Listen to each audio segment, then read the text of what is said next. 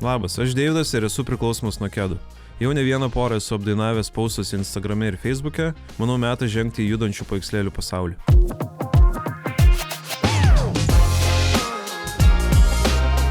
Ir šiandien mano rankose naujausias Puma ir Bivio Taršagalvio kolabas.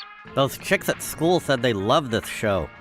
And now we must figure out why, so that we can score with them. Bet apie viską nuo pradžių. Puma įkūrė kito Vokietijoje pagarsėjusio Adolfo brolis. Ne to Adolfo. Rudolfas ir Adolfas Dasleriai įkūrė įmonę pavadinimu Gebrüder Dassler. Tačiau dėl kažko broliai susipyko ir patraukė savo keliais. Adolfas įkūrė Adidas, Rudolfas Ruda.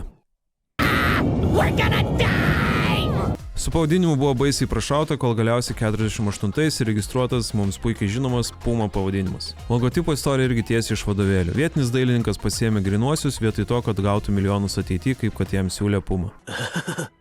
What a wuss. Sklinda legendos, kad mieste, kurio pavadinimas sudėtingas net Google,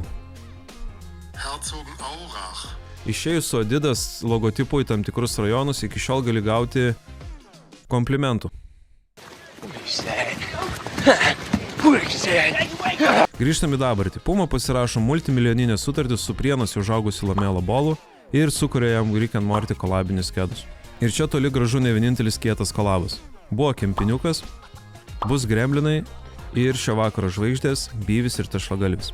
Whoa, check it out, Beavis.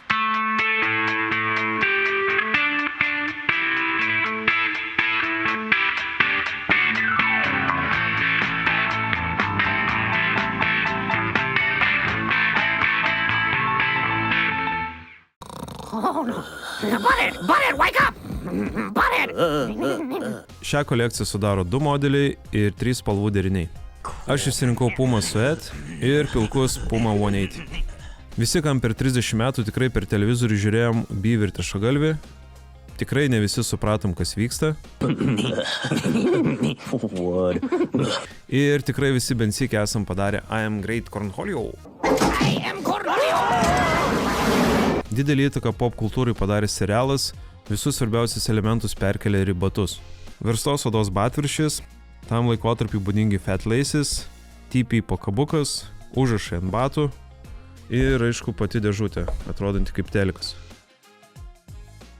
Serialas Lietuvoje neapsėjo be kontroversijos. Dėl savo aštraus siužeto ir galimai neigiamos įtakos vaikams jį norėta drausti, kol galiausiai nuspręsta rodyti tik originalo kalbą.